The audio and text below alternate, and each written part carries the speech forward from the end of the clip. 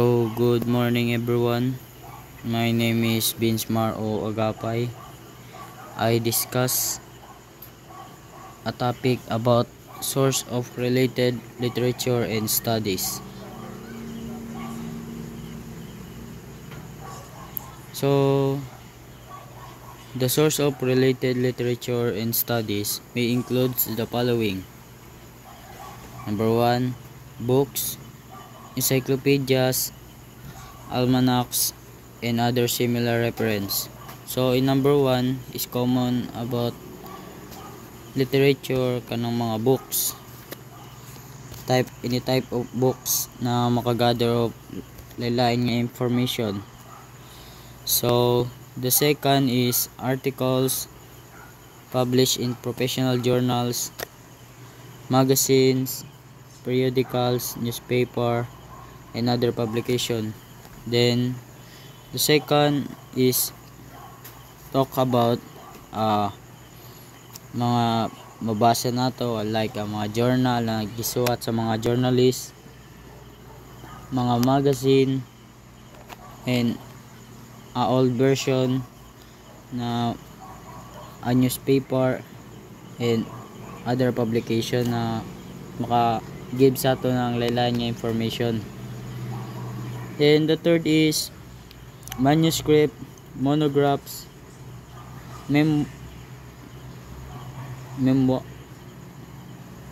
speeches, letters, and diaries. So the third is manuscript. So manuscript morning mga listed of your notes na imong basahon kung ikaw ay mo speech sa atubangan sa laing tao.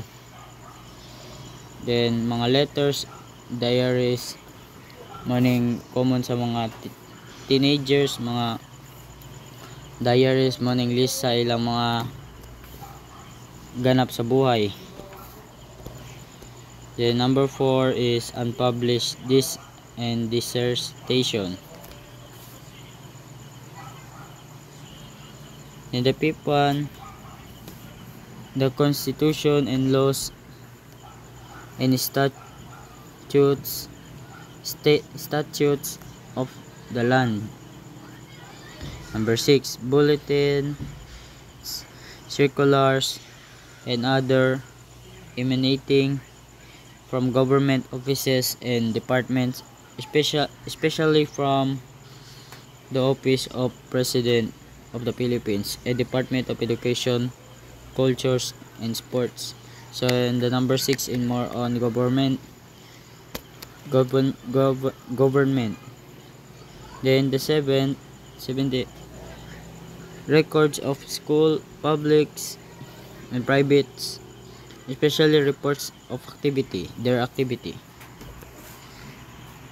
8 reports from seminars, educational or otherwise. 9 official reports of all kinds, educational, social, economic, scientific, technological, political, and etc. from the government and other entities.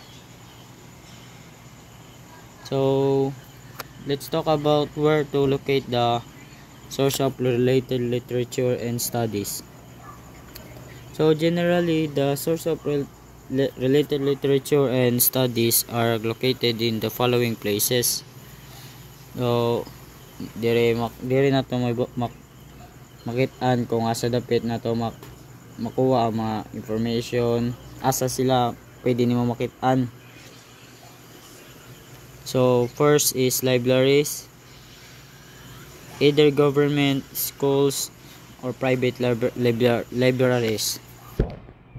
So number 1 is common na as a student, common din yung libraries. Sapat na sa atong eskwelahan na tayo ko galingong SLSU libraries na halos na information na adto nimo makitaan, mga topic nimo sa imong i-report, pwede rin nimo dito is pangitaon sa atong library. Then Second, government and private office. Mga naning common sa mga opisina. The third is the National Library.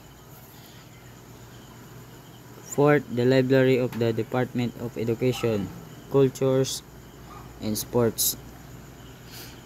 So the last two are especially rich depositories of related materials, particularly unpublished masters, this and doctoral dissertation. Then once again, thank you for listening this and watching this video.